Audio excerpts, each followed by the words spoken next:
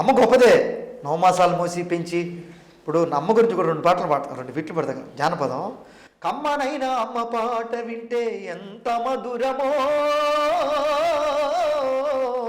మనసుకు కాదు మరువతరము.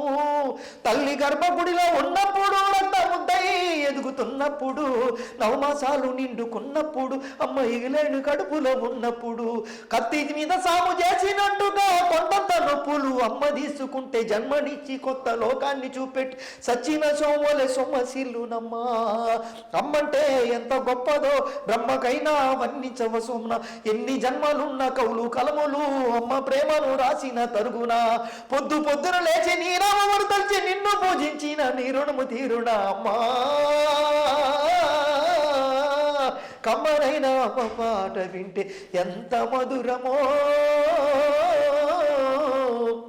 మా నాన్నగారు నేను ఫస్ట్ బాబు పుట్టినప్పుడు తను ఆ బిడ్డని, నేను పనుల మీద పోయినా కానీ, పచ్చి బాలంతే ఉన్నా కానీ, ఇంటించి రాగానే సార్ 4 పనులు చేసి పెడుతూ, బాబుని చూసుకుంటూ, పచ్చి బంతులతో ఉన్నప్పుడు కూడా ఎన్నో వెచ్చాలు మింగుతూ, తను మందులు మింగుతూ, బిడ్డను చూసుకుంటూ, మనల్ని చూసుకుంటూ, మా ఆయన వచ్చేటప్పుడు అన్నమంటూ ఎంత గొప్ప చాకరీ కూడా చేసింది. పచ్చి బాలితై వెచ్చాలు మింగుతూ ఒళ్ళు నొప్పులు ఉన్న ఓర్చుకోని అమ్మ, కకి ఎరిగిన పచ్చి గుడ్డాల పిండేసి సాగిరిలో అమ్మలే సబ్బోలే అరుగును. చిన్న నోటను అమ్మాని అంటే గావురంగానే మారాము చేస్తే, పావురంగా అమ్మ చెంపను గిల్లి ముద్దాడి సంకాల ఎత్తుకుంటది.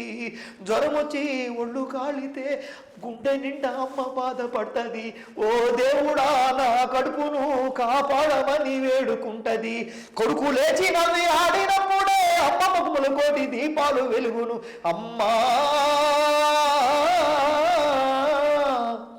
చిన్నప్పుడు మనం పడిపోతే బొంగరాలెడ్డి ఫ్రెండ్స్తో కొట్టుకొని, కవగబోచి వాళ్ళతో గొడవ వేసుకొని, తప్పటి అడుగులు వేస్తూ ఉన్నప్పుడు, అడుగు తప్పినే కింద పడ్డప్పుడు, అది చూసి అమ్మ బిరబిర ఊరుకొచ్చి దెబ్బ తాకినని ఒళ్ళంతో చూస్తుంది.